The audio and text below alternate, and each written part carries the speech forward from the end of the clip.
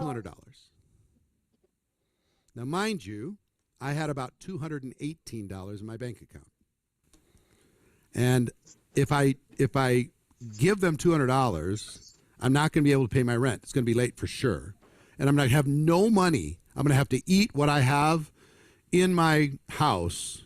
I won't be able to go to the grocery store, nothing. I'm going to be able to pay for gas. That would basically be it. Okay? I have no credit.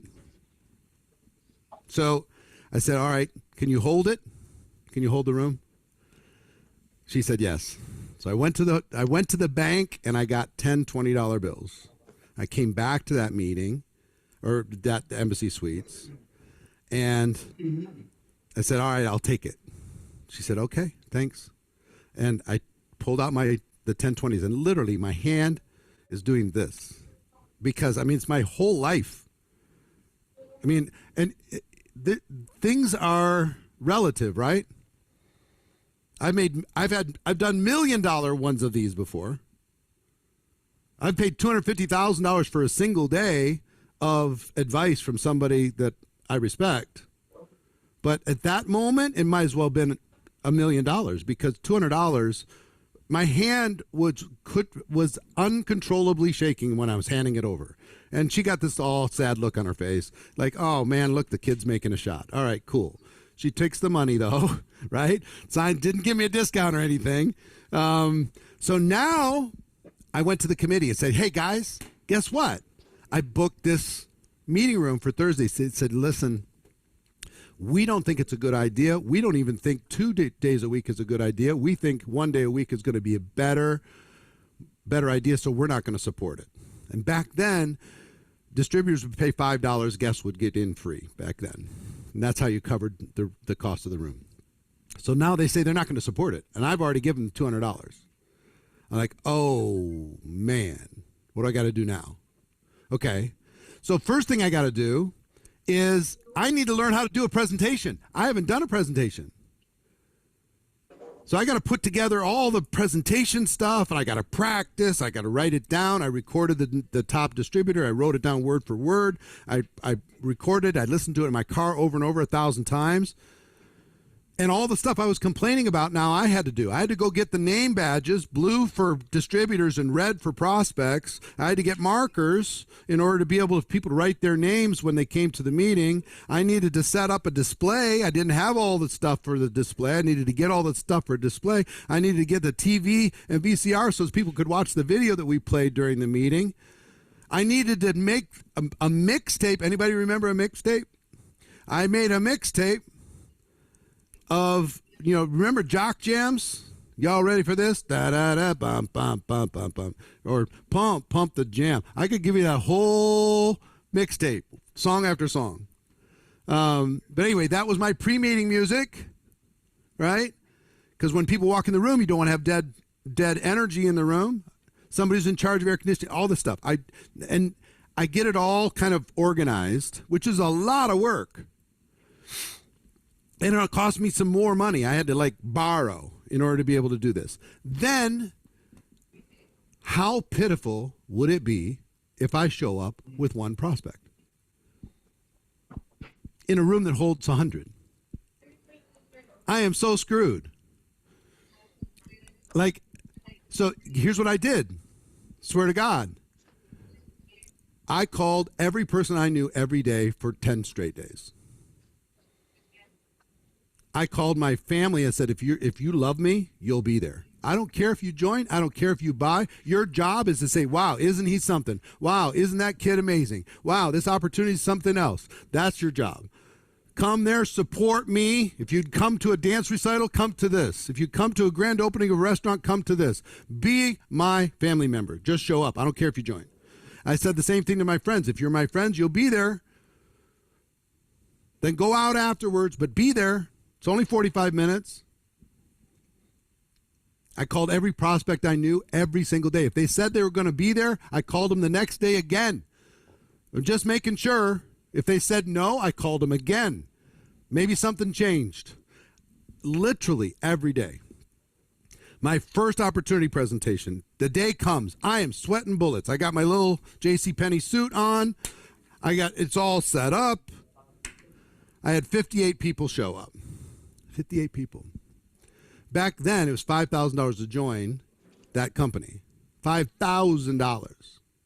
Okay? Wasn't this 300 you guys got to deal with, or $99 or whatever this stuff. You guys crying about this stuff. Come on.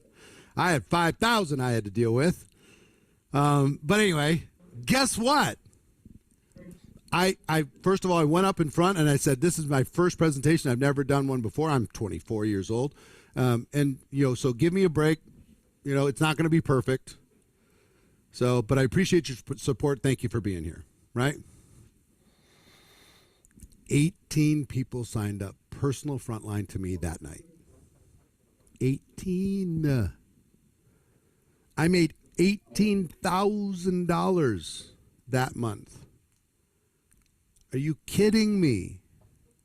I remember the circle up. If you've ever been in Embassy Suites, they have that breakfast place, the buffet. I had a circle up of 18 chairs, and I was passing out little information packets and setting up all my stuff. So here's my question for you. What would have happened to me if Michael Nelson, the leader, never left town? What would have happened? I wouldn't be here. I had to take some risk. I had to put myself out there. And sometimes, you know why you hear so many top leaders became leaders and they say that, they didn't really have upline support? You don't want too much upline support, because if your upline's too amazing, guess what? You don't have to become much. You just plug in. You just be a good soldier. You just follow instructions. I would wish for you some desperation. Isn't that a weird wish? I had the gift of desperation. That was a gift for me. And that changed my whole life, because I became comfortable with risk. Fast forward. I created a little video for our company. It was a prospecting video, and I decided to promote it the day before our company convention. So you know what I did? I hosted a free event at the Baltimore Arena. And at that Baltimore Arena, guess who I hired to come speak? Tony Robbins. Back then, it was $75,000 plus a jet for him to come to that event. What money I did not have. I remember going to the top row of that arena and looking down and saying, you know what, kid? I took a mental picture. You ever take a mental picture of something cool? I could tell you exactly what it looks like. Tony's up on stage just smashing.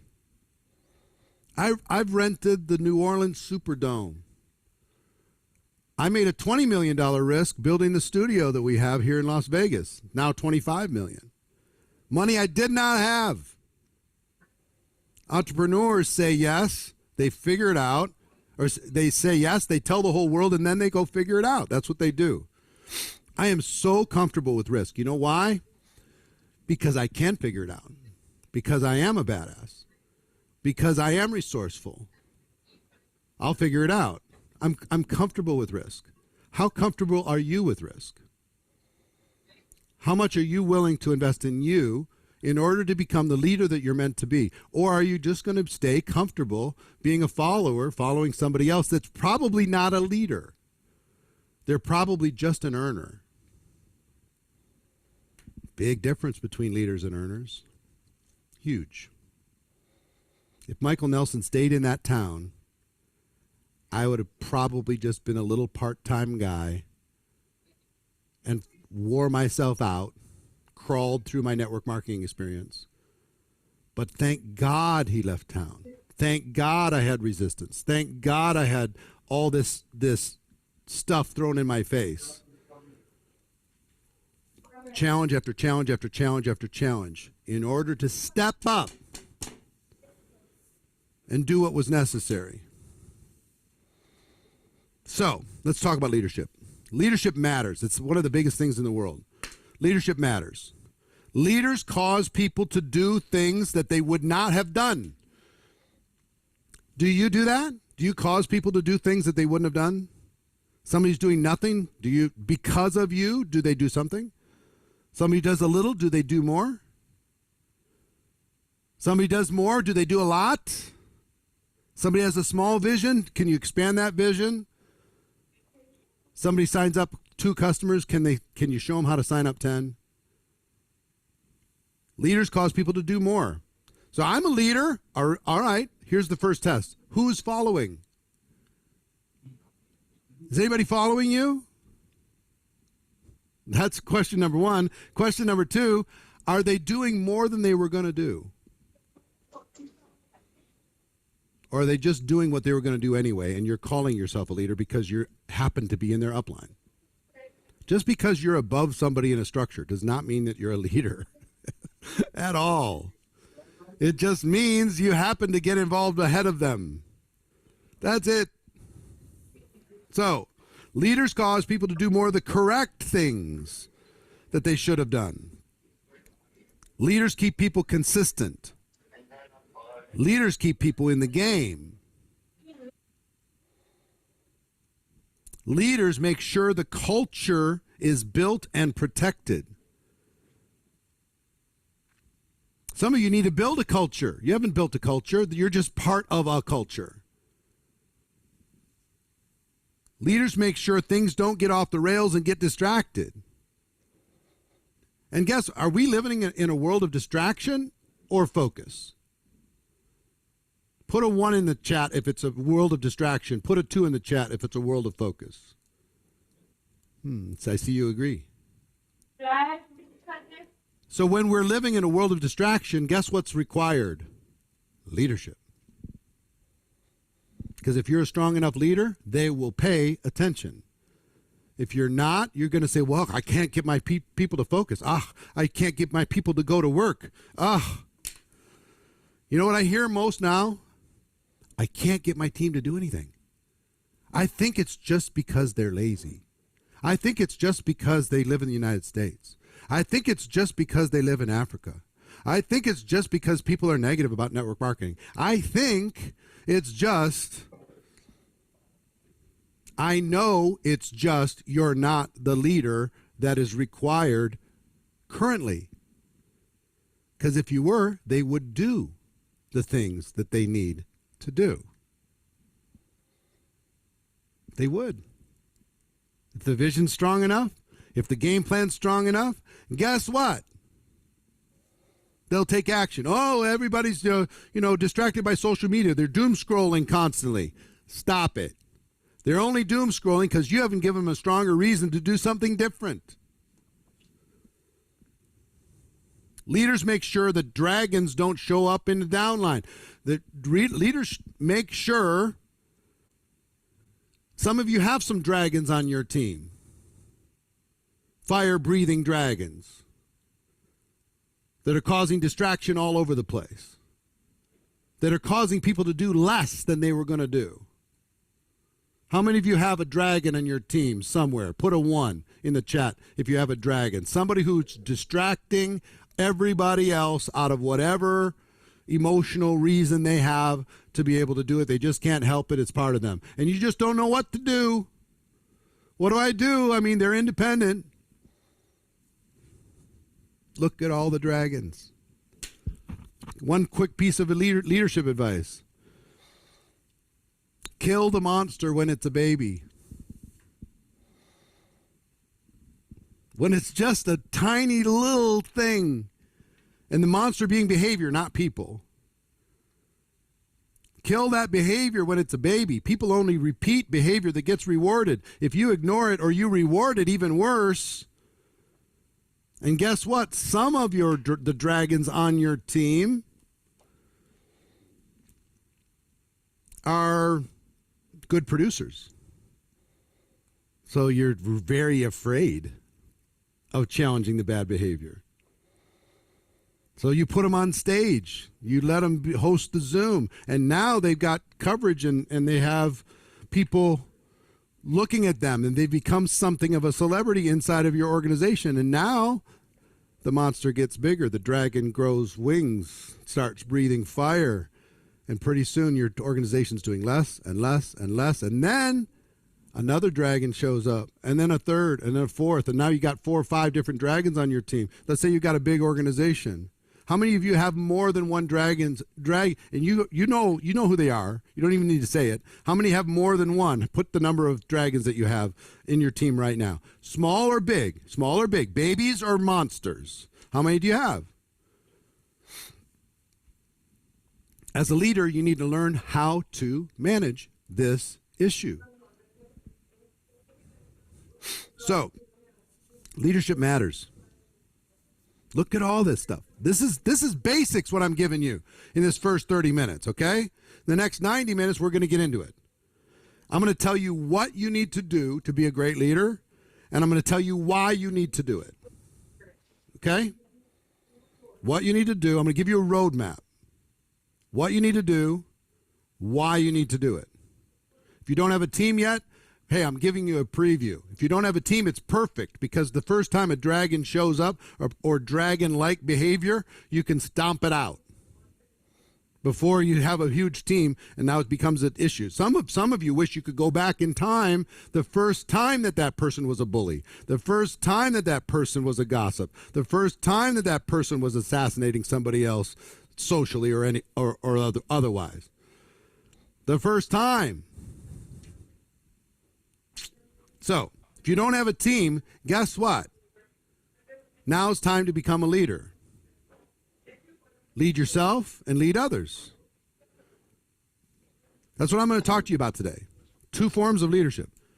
If you don't have a team, you're in the right room. You need to learn how to lead you. You haven't figured that out yet.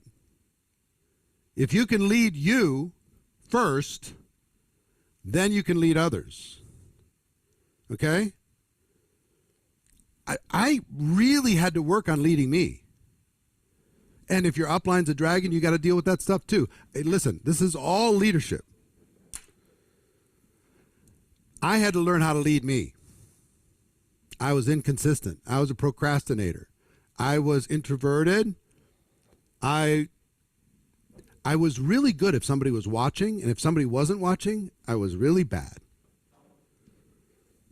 You know, I would perform if I had an audience, but if I didn't, I couldn't be trusted by myself. So I created ways for me to employ myself, to treat myself like an employee. If you're going to be self-employed, you need to employ yourself to get yourself to do more of the correct activities, get yourself to be more consistent, right? That's if you don't have a team, you start there. And then once you learn how to lead yourself, you're much more attractive to a prospect, because they can look at you and say, you know what? This person can help me because you figured this out.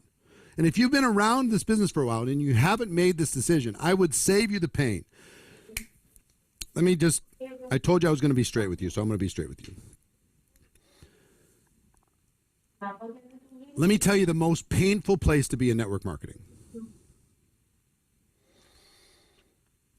There's 3 different places you could be. Emotionally all in is one place. Hobby, network marketing is a hobby, is the second place. Both of those are great. The third one is in between, kind of half-assing it. Crawling. Some of you have been crawling for years. Out of fear, out of insecurity, out of whatever. You've been crawling for years. I would save you the pain. Either emotionally get all in, or just treat this like a hobby and stop stressing. Because in the middle, you just beat yourself to death. You feel bad about yourself all the time. You're apologizing to your family for all the distraction without having the money. You just don't feel good, ever. Put a 2 in the chat if you're in that space right now and you just don't feel good and you haven't felt good for a long time. I would save you that pain. Okay? You can't have the breakthrough unless you step into the breakthrough. Just treat it like a hobby and just enjoy yourself and hang out with cool people and sell a product every once in a while. Make a few bucks.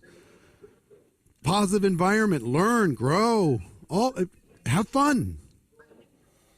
Or emotionally go all in. I mean, it's an old biblical principle. Be hot or cold. Don't be that lukewarm thing. I think that's true. I would save you the pain of feeling bad all the time. Let's just get past that. If you're sick of crawling, great. Wonderful. Maybe that's that gift of desperation I was hoping. I just want you to be so aware of crawling that you're saying no more. Today, no more. I'm done. I'm not going to crawl anymore. I'm just not going to do it. I'm going. I'm going to hit it. So, like I said, there's a huge difference between earners and leaders. Huge difference. Earners make the money. Leaders get to keep the money. I've helped about 1,000 people get to $1 million a year in income. 1,000. $1 million a year in income in network marketing. I'd love to tell you that all of them are still earning it. But they aren't.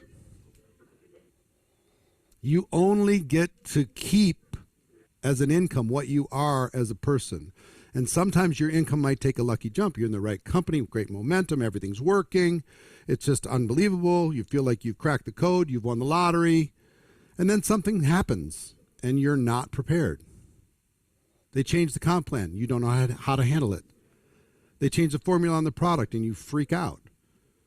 The company plateaus for 6 months and you feel like it's over and people don't want to go to work and everybody's discouraged.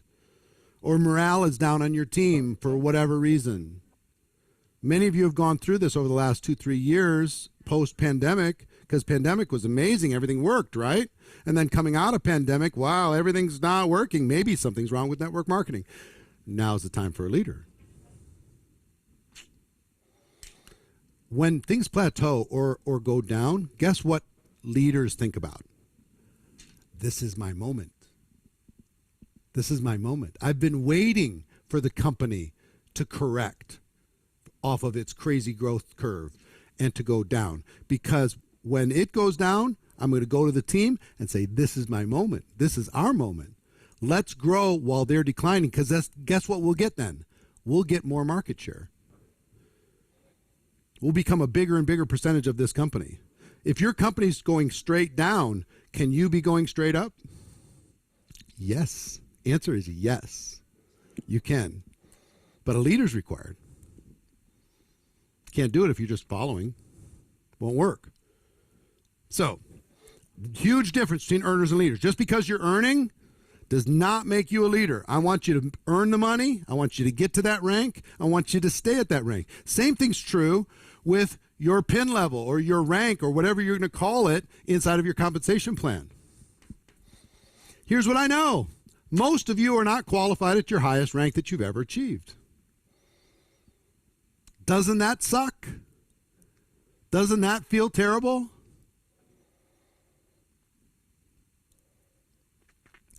I want you to get that position permanent, not just one time, not just because you hit it during a holiday promotion, not just because you hit it in one time of glory 3 years ago and you've been trying to get back ever since. Get there, stay there, grow from there. What is a leader? A leader is a person who moves people to do more than they would have done on their own. That's what a leader is.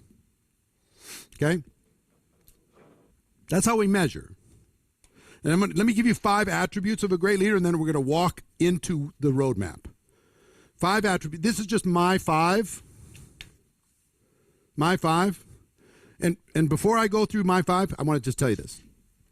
Network marketing is not in trouble. You might be, but network marketing is not in trouble. This is a golden time. Leadership will never be more rewarded than this time in history. 2025 right now. This is the time to go not only into leadership, but into legend status. No kidding. It's not in trouble. It's not, oh, because regulators are doing this, or people don't like it in Germany, or whatever. Stop it. That's follower talk. It's not leader talk. It is fine. Oh, it's not fine in the United States. Yes, it is. It's not about geography. It's about leadership. I'm just telling you, it's not. We're just fine. Word of mouth is never going to go out of style. Our community's never going to go out of style. Our purpose, our mission's never going to go out of style. We're good. Oh, but technology. Stop it. Step into leadership. Let's go. Okay? So, 5 attributes of a leader. This is my 5. Number 1, they're independent. They can build a business without help. Not that they're rogue out on their own doing things that are outside of the system or whatever. They're not needy people. You can drop them anywhere and they can go grow a business. They're independent. Number 2, they're good problem solvers. When a problem shows up, they don't give it to somebody else to solve, thinking they're a problem solver. They solve the problem quick. Number 3, they're consistent. They have a baseline of consistency. They never fall under that baseline. Think about any great leader. That leader shows up consistently. And what does that consistency do for their followers? It makes their followers trust them. And if you're inconsistent, that was my biggest weakness as I was building my network marketing business in the field, was inconsistency. And I didn't know it came from my own lack of self-worth. It was a form of sabotage. I'd have momentum, I'd have things going, and then for no conscious reason, I would check out for 2 weeks. I'd not return calls. I'd be flaky. I'd be inconsistent.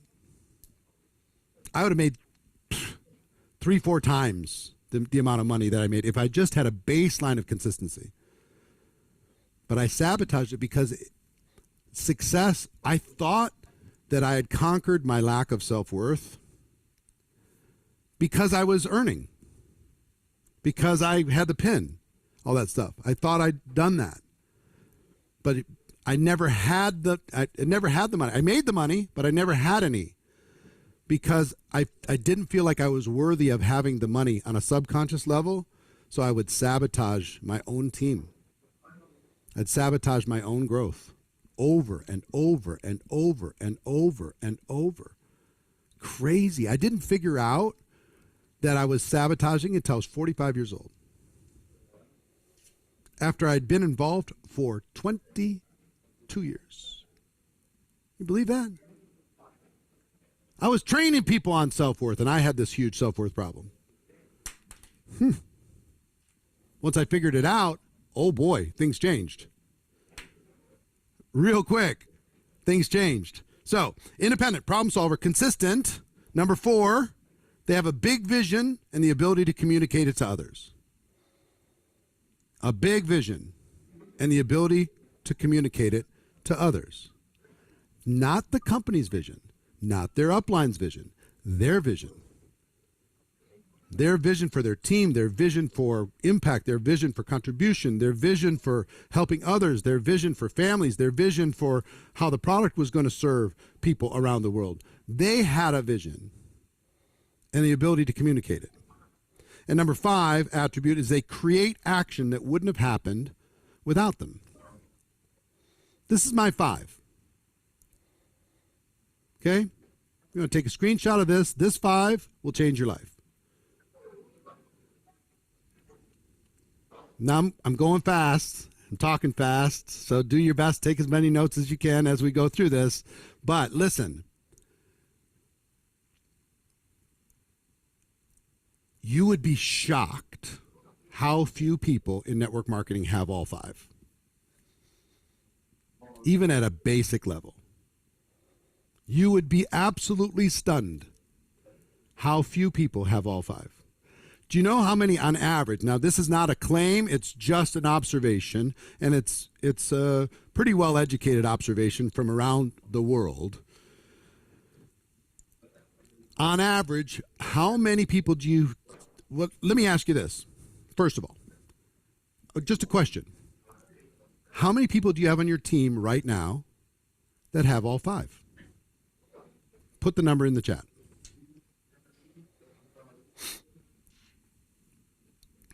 Are any of these 5 particularly difficult to learn?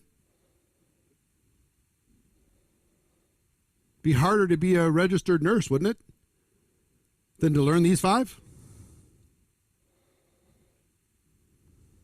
Look at the numbers. Look at the numbers. Guess why these numbers are where they are? Leadership's not where it needs to be. That's why. You got to lead you into these 5, and then you can lead others into these 5. But there's a process even for doing that. Here's what I've learned. On average, to earn $1 million a year in network marketing, on average, it takes about 20. All you need is about 20 people that have these 5 characteristics on your entire team. 20. Can you control that? Sure. Can you identify somebody who has potential? Yes, if you know how. Can you mentor them into these 5 skills? Right? Can you stay in good relationship with them? Can you teach them how to do the same thing? Throw up the 5 attributes again. These 5. If each one was a college course, would it be one of the easy ones that you take in order to be able to get your GPA up? Or would it be one of those hard ones, impossible, advanced trigonometry? Which one would it be? It would be like the easiest course in college. And yet, because we're not willing to risk our time, let alone our money, we don't develop it. We hope network marketing makes up for our lack of these skills, our lack of these attributes. Please let the company make up for this. 20. If you build 3 and 3 of them quit, what do, Eric? Jovan says. You need to lead the ones that you have. And if you're a better leader, they'll stay around longer. Not everybody's going to stay for forever, but it takes a leader in order for a person to hang around long enough to learn how to build this business. If you have a strong vision and the ability to communicate it, people don't leave. Not at the same level. Strong vision, weak vision. Who's more apt to leave? Consistency and consistency. Who's more apt to lose people? Problem solver or not a problem solver? Who's more apt to grow a bigger team? I mean, come on.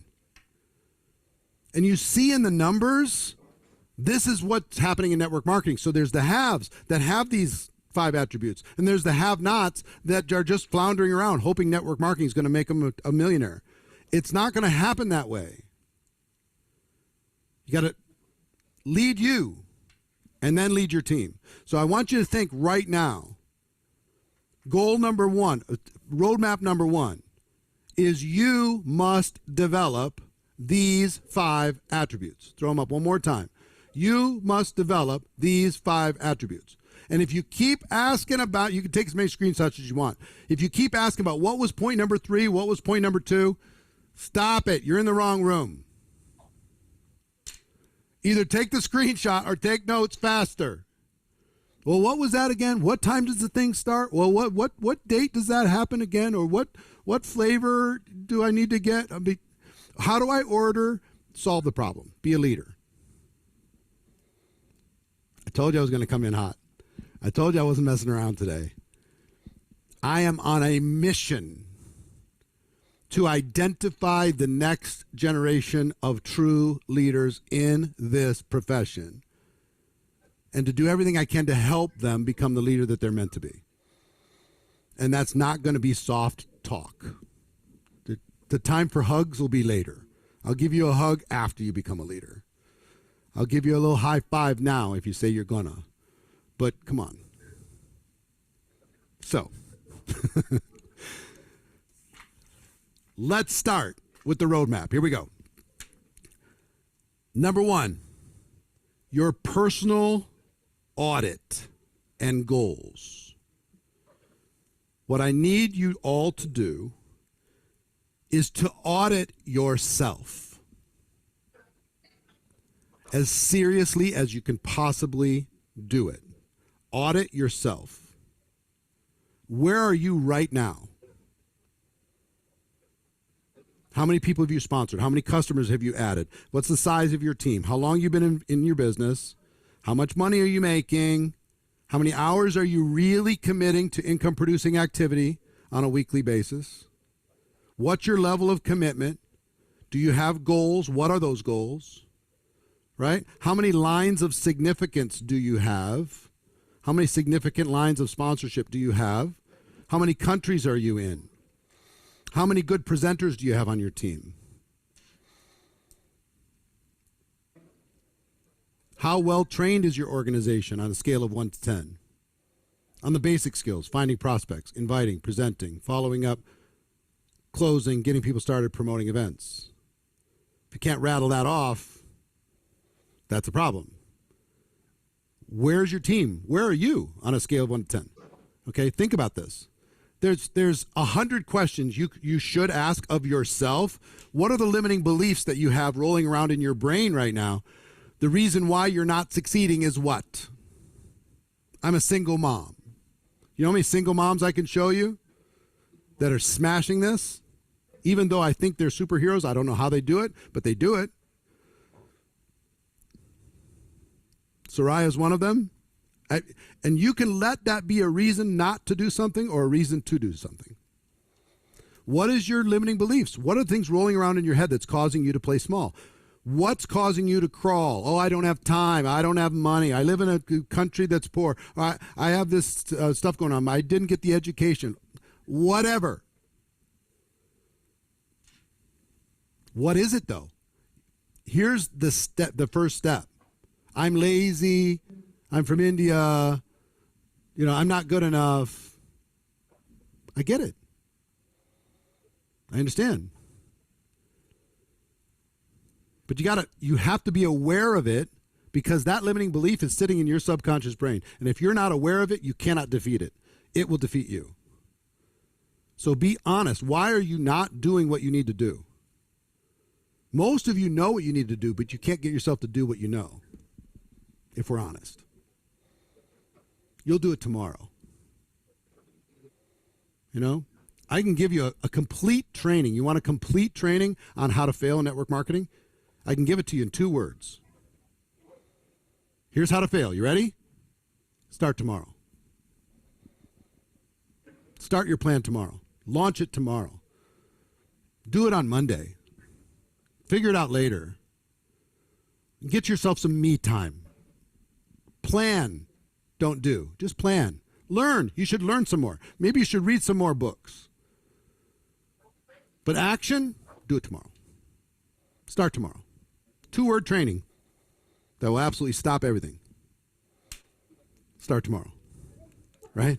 Or I need to be ready. I don't feel like I'm prepared. I'll give you a very quick formula for success. You ready? Make a decision. 1, that you're going to do it. 2, start before you're ready. Start before you're prepared.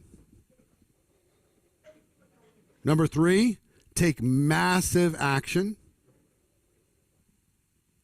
Apply massive action even if you're not prepared. Number 4, learn from every single experience and get better. That's it. Decision, right? You got the 4? I'm not going to give you the 4 again. What was number 3? What was number 2? I can't remember. So, where are you right now? Be honest. Full audit. Where would you like to be in 12 months? Awareness is everything, man. If you don't face the truth of you, you cannot go further in your business. Face the truth. Now your team, if you have a team, your team audit and their goals. Where are they right now? Same questions you ask yourself, ask the team. Where are they? What's their limiting beliefs? What action are they taking? How much time are they spending? Are they even using the products? Do they show up for events? How many show up for events? How many came to the last convention that you had? How many are getting to core rank within your organization? How many are rank advancing? How many are selling? How many are recruiting? How many are duplicating? How many are leading? How many presenters? All of that stuff. Everything you're asking of yourself, ask of them. How many are hungry and willing to learn how to become independent, problem solver, consistent, big vision, and create action? Who's willing to be mentored into that? Raise your hands, please, on your team, right? If they're willing to be mentored into that, then you got something to work with. So I would recommend minimum once a year, deep audit of yourself and of your team. Deep audit. And be honest about yourself and be honest about your team. Now, let's talk about results. We could focus on all kinds of concepts, but I want to talk about results, and I want to talk about what you need to do and why you need to do it. So the first result that we're looking for, the only way any of us get paid, any of you get paid, is through sales. Selling the product. So here's what you need to do when it comes to sales. I want you to think about this deeply. What do people do in order to sell on your team? Is there a system around it? Are there tools around it? Is there a strategy around it? What do they do? Do you have something, a system? You know you have a system when everybody knows it, everybody does it, and it works. And there could be multiple different systems when it comes to sales. Some people can sell on social. Some people sell face-to-face. Some people sell through different strategies, and that's all fine. You can have, there's tools and trials and funnels and samples, all kinds of things that you can have. But do you know what they are? Are you paying attention to what's working? Are you paying attention to what's not working right now? Are you still doing the same thing, hoping that results come back? Do you have something that's maybe a little too complicated, and because it's too complicated, people aren't taking action? Or do you need to become a better leader in order to influence people to make more sales? What is it? Look, you need to analyze and create a process and a flow that creates more sales. What is our job as leaders? Cause people to do more than they were going to do. You got me? More than they were going to do. So a solid sales process where everybody knows it, everybody does it, and it works. And when your team member says, this looks simple, I think it'll work, I think I could do it, right? Now you can run.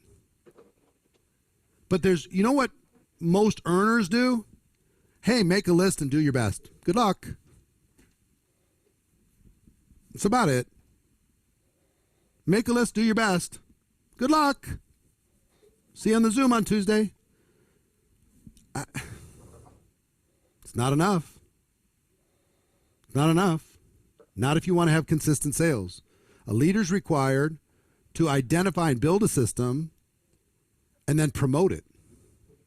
It's not enough that you have one that works if people don't do it. You've got to be able to either dumb it down so they'll do it more voluntarily, or you need to have such a strong vision around it that people will do it because of your vision and because of your communication, because of your leadership, because of your example. Every business is a collection of systems. Every single business. Are you recognizing people that are doing the sales? That's a piece. Are you showing case studies of people who are having great success? That's a piece. Are you repeating this process over and over until it's part of your culture? That's a piece. Are you selling? Or are you just telling other people to sell? That's a piece. So sales, at the beginning, how would you rate your sales system on a scale of 1 to 10 right now? And the measurement is everybody knows it, everybody does it, and it works. Scale of 1 to 10. Be honest.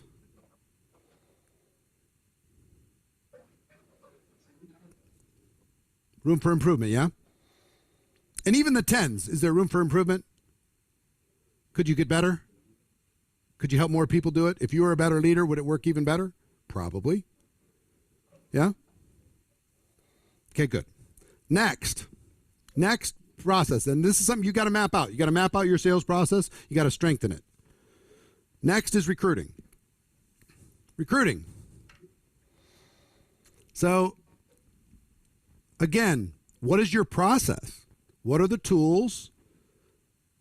How are you finding the prospects? How are you inviting them to take a look? How are you sharing the business with them? What is your offer, that your presentation is so compelling that people say, of course I'm in? What is it? Is it a tool? Is it an event? Is it a combination of things?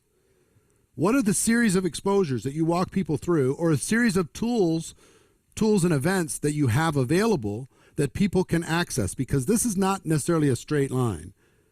A person might start with a tool, then go to an event, back to another tool, back to another event, meet some people, make a decision. What is the process, though?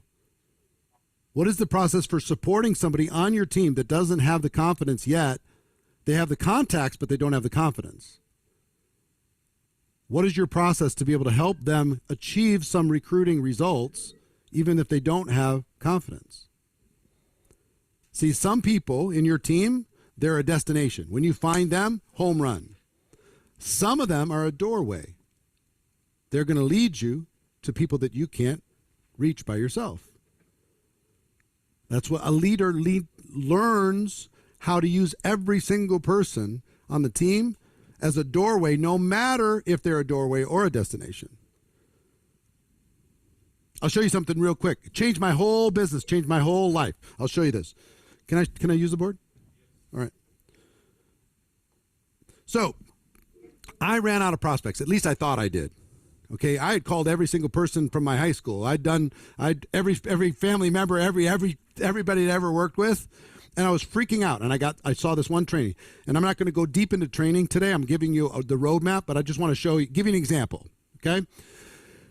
In this training, the person said, do everything you can to find one person. Find one. Recruit one. However you got to do it. Go figure it out. Could you do that? Yes. All of you can do that. On average, the average person knows about 300 people. If you go find the one, and then just tell the one, introduce me to these people that you know. You provide the people, I'll provide the presentation. I now have 300 prospects. And I can be much stronger with them than I can be with my own prospects. You ever realize that, third party, you can be much, much stronger? And let's say I can have a conversation with all 300. How many can I enroll? Maybe 10%? Let's say I enroll 10%. That's 30. 30 people join my team under this person, but in my organization. Those 30 people each know 300, which is what, 9,000?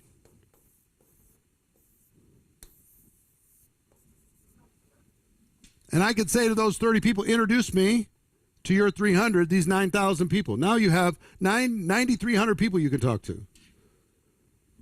2 generations, 9,300. You provide the people, I'll do the presentation. Don't say, well, it's not going to duplicate unless you do it. Guess what?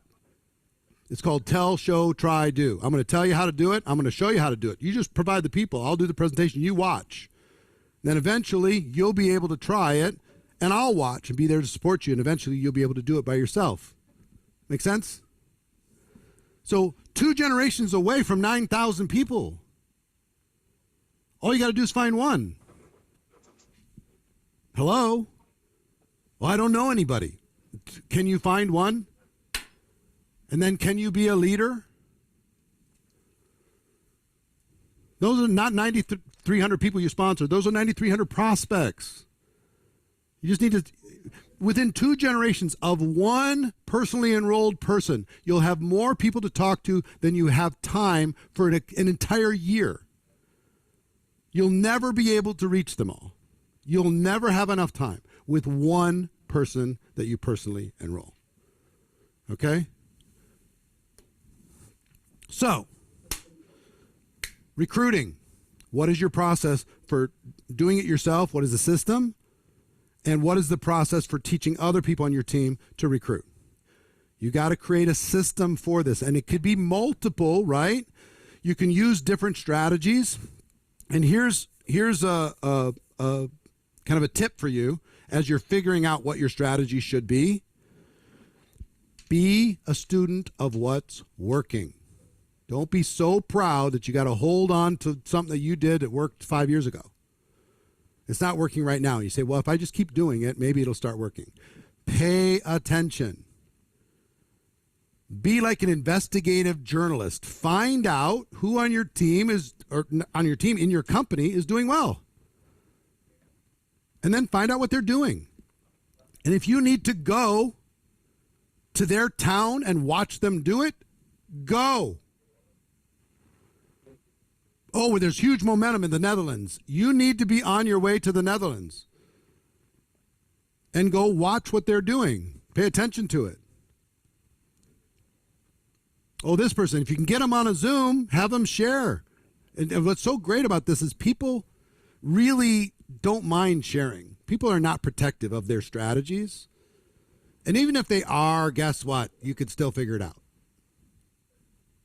You can. There's always a way to figure out what's working. And then pay attention to that. Start before you're ready. Get that implemented into your team.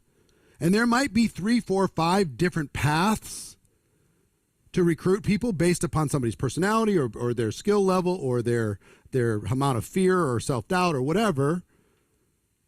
Casual. There might be a path just for super casual people.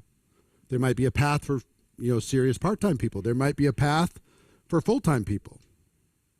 Make sense? So rate your recruiting system on a scale of 1 to 10. How strong is your team? Throw it in the chat. 1 to 10. How strong is your recruiting system? Everybody knows it. Everybody does it, and it works. When your team sees it, that looks simple. I think it'll work. I think I could do it. This is the second part another part of your roadmap. Audit's big. Audit's 1, sales is 2, recruiting's 3. Number 4. I have 12 of these, by the way, just so you know. 13 counting audit, right? Well, that's including audit? Oh, it's not including audit. I have 12 plus the audit. Sales, recruiting. Third is retention. Retention. And this is almost completely ignored by earners. It's not ignored by leaders. It's almost completely just like blown off. You could do so much to retain a customer by creating a process of getting a customer actually using your product or service and getting a result quickly and having an emotional connection to that product or service. Or you can sign them up and just keep walking and walk away from them, which is what most people do. They assume that that person used the product. They assume that that person understands what they're taking or what they're using. They assume too much. What I will tell you, assume nothing. And if you're going to assume anything, assume the worst. Assume they haven't, if you have a physical product, assume they haven't opened up the box. Assume they haven't opened up the canister. Assume they haven't opened up the bottle. Assume that. And then act accordingly. Don't assume that they're using it every day. So retention on customers is big, but retention on distributors is just as big. You have to create a strategy and a system for retention. If you don't have a system, I can predict what your business is going to look like in 5 years, and it's not going to be pretty. You want to hear something crazy? A 5% increase in customer retention will equal a 25% increase in your check. 5%. A 5% increase in customer retention will equal a 25% growth in your company's EBITDA. your company's profitability. 5%. You know what the average number of orders is from a customer? All you guys say, oh, everybody who joins my company, they stay customers for life. Nope, they don't. You know what the average is per customer? 2.2. 2.2 orders. What happens if you turn the two orders into 4? Every business is a leaky bucket, right? You got water, you're pouring it in. There's a bucket. Some of you have a hole at the bottom of your bucket that's as big as the hole on the top of your bucket. So you can just turn the faucet on and let it go 1,000, gallons a minute, and it's just going to flow straight through. All the customers you sign, come and go. All the distributors you sign, come and go. And if you have something that comes and goes, is that better for network marketing or worse? Here's what I'm going to tell you. It's worse, because every person that joins your business and doesn't step into a strong system and fails because there was no real structure to be able to know what to do, now they kind of infect all of their friends that network marketing doesn't work, which is not true. So I'd rather you don't sign them than sign them and have a terrible process for retaining them.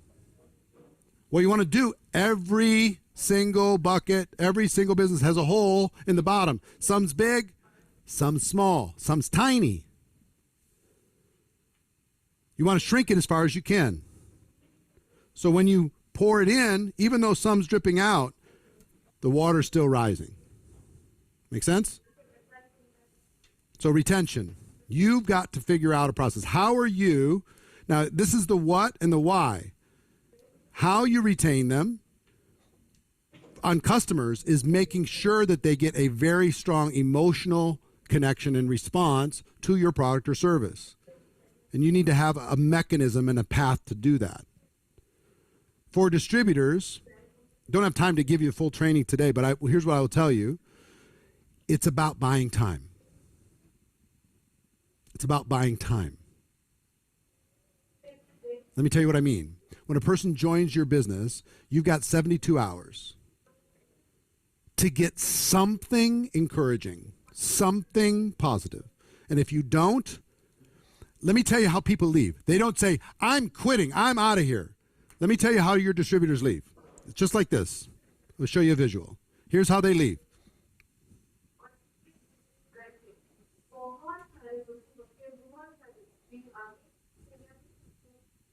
And poof, they're gone. That's how most of the distributors in your team left. Nobody talked to them. They don't make a big deal about it. They might use the product from time to time, but